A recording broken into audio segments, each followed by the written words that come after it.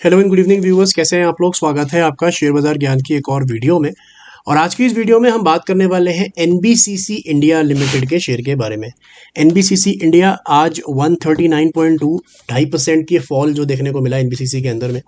इस वीडियो में हम दिसंबर में आए हुए इसके दिसंबर क्वार्टर के नंबर्स की बात करेंगे, कितना महंगा है या कितना सस्ता है ये शेयर उसकी बात करेंगे, ऊपर की तरफ में और कितना जा सकता है या नीचे की तरफ में क्या अहम सपोर्ट है उसके बारे में भी बात करेंगे।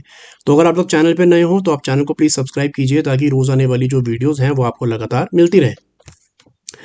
देखिए एनबीसीसी के अंदर में जो रिजल्ट्स आए दिसंबर के वो ठीक थे, अच्छे रिजल्ट्स थे, no doubt about it. Because अगर हम प्रॉफिट देखेंगे यहाँ पे तो ऑलमोस्ट डबल होते नजर आया।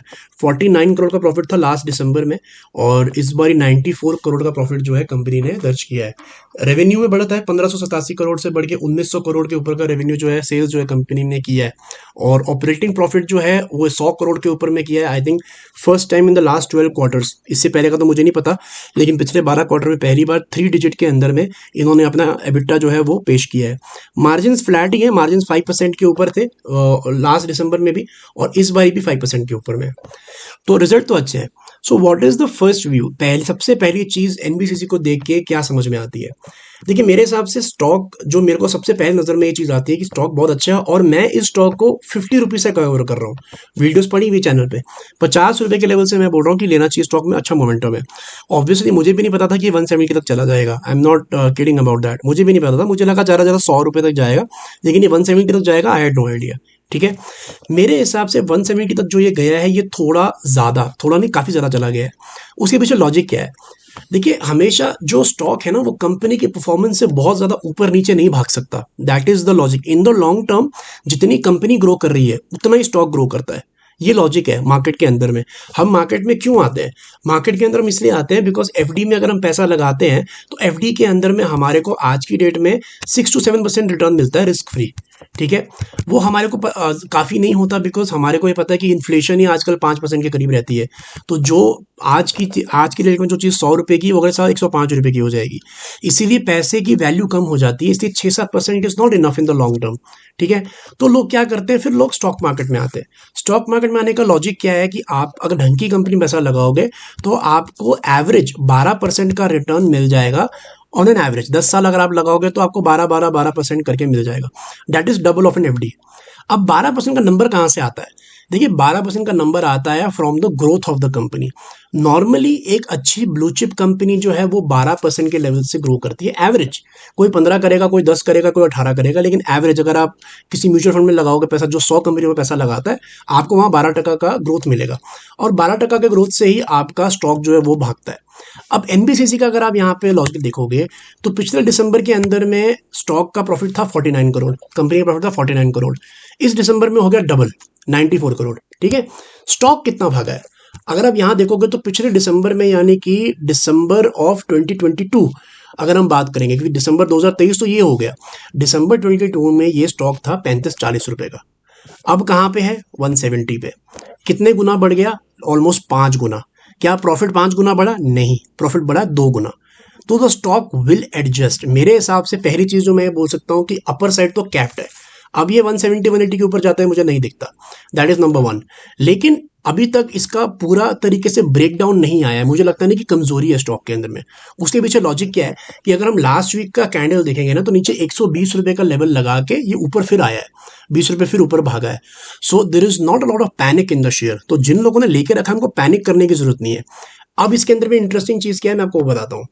जब हम डेली चार्ट्स खोलते हैं ना एनबीसीसी का, तो देखिए मैंने बात बहुत बार बताई हुई है कि जो मैं 2 एवरेजेस यूज करता हूँ, खास तौर पे 20 moving average. This is like a track to the stock. कोई भी 20 मूविंग एवरेज कोई भी टाइम फ्रेम पे आप उठा के देख लो, जो स्टॉक है ना वो 20 मूविंग एवरेज से दूर जा सकता है लेकिन घूम फिर के इसको अपनी 20 मूविंग एवरेज पे आना ही है। सेम चीज हमारे को डेली चार्ट पे देखने को मिली। ये गया 170 तक लेकिन घूम फिर के अपनी 20 मूविंग एवरेज पे इसको आना ही है। So when you see the 20 moving average, और 20 मूविंग एवरेज थोड़ा लैग करती है 20 कैंडल के बाद। 20 कैंडल का एवरेज होता है वो, कोई भी टाइम फ्रेम उठा के देख लो। तो यहाँ पे डेली चार्ट के ऊपर हमारे को क्या नजर आ रहा है कि हाँ अब ये थोड़ा सा स्टेबल हो गया है। वहीं वीकली चार्ट्स पे जहां पे हमारे को लॉन्ग टर्म सपोर्ट हमारा दिखेगा, 20 moving average still very far away. It is around 92। Stock चल रहा है 139 पे। अब मैं ये नहीं कह रहा हूं कि 139 से स्टॉक 92 पे आ जाएगा। मैं ये कह रहा हूं कि थोड़ा सा स्टॉक नीचे आएगा, थोड़ी सी एवरेज ऊपर जाएगी, and once it touches its 20 moving average it will stabilise a bit more, because right now बहुत ज़्यादा रनअप इसने देख लिया है। और जब भी स्टॉक में कोई बड़ा रनअप आता है, सबसे बड़ा प्रॉब्लम इसमें ये होता है कि सपोर्ट लेवल मिलता नहीं है कोई भी, ठीक है। तो इसके अंदर जो तगड़ा सपोर्ट है वो अभी 72 रुपये के लेवल पे ही है, जो हमारे को पता है कि 72 तो बहुत ही तगड़ा सपोर्ट है, लेकिन दैट डजंट मेक सेंस। अगर 140 के ऊपर में स्टॉक चल रहा है तो आप 72 रुपये पे सपोर्ट लगा के नहीं बैठ सकते, उसको इन्वेस्टिंग या ट्रेडिंग नहीं बोलते, that is just going by the book. और अगर स्टॉक इतना भाग चुका है तो थोड़ा सा आपको भी ऊपर नीचे करना पड़ेगा अपना स्टॉप लॉस। तो मेरे को ऐसा गट फीलिंग है यहाँ पे कि अगर ये अगले 2-3 हफ्ते भी शांत बैठता है, 140 का 150 भी जाता है, तो आपका जो सपोर्ट लेवल है ना वो आ जाएगा यहाँ पे around the levels of 120। I have a feeling कि ये 110 और 120 के बीच में स्टेबल होने वाला है एनबीसीसी, नीचे भी नहीं जाएगा बहुत, क्योंकि ऑब्वियसली प्रॉफिट डबल हुआ है, राइट। और आगे जाके भी प्रॉफिट इसका अच्छा ही होगा, बिकॉज इतना फोकस है इंफ्रा के ऊपर में, तो प्रोजेक्ट्स मिलते रहेंगे, प्रॉफिटेबिलिटी होती रहेगी, तो थोड़ा बहुत स्टॉक ऊपर नीचे होकर एडजस्ट होगा। I am just looking for a range basically. ऊपर का रेंज तो मेरे को मालूम है कि अभी 180 के ऊपर नहीं जाएगा, ठीक है। नीचे का रेंज अभी तक मालूम नहीं है। अगर यहाँ पे लगातार 2 हफ्ते अच्छे निकल गए तो आपका रेंज पक्का हो जाएगा, 120 नीचे की तरफ, 180 ऊपर की तरफ। तो जिन लोगों ने लेके रखा होगा उनको पता है कि हमें निकलना कहाँ है, 120 के टूटा तो हमें निकल जाना है। फिलहाल के लिए जस्ट फॉर रेफरेंस मेरे हिसाब से जो आपका नीचे का सपोर्ट होना चाहिए, that should be the low of this big green candle. जो ये 47% भागा था एक हफ्ते के अंदर में, उसका जो लो था 116, वो आपका सपोर्ट होना चाहिए। 116 के नीचे अगर ये जाए तभी इसमें से निकलना चाहिए। आई नो करंट लेवल से थोड़ा दूर है, काफ़ी दूर है, लेकिन और कोई ऑल्टरनेटिव नहीं है। अगर आपको लॉजिकल सपोर्ट लगाना है, लॉजिकल मतलब दिमाग से कुछ समझ बूझ के आपको सपोर्ट लगाना है, तो यही निकलता है। So I think the upper side is now capped, the stock has become expensive for now, लेकिन बहुत ज़्यादा downside I don't think. 100 रुपये के नीचे तो मुझे बिल्कुल नहीं लगता है फिलहाल के लिए।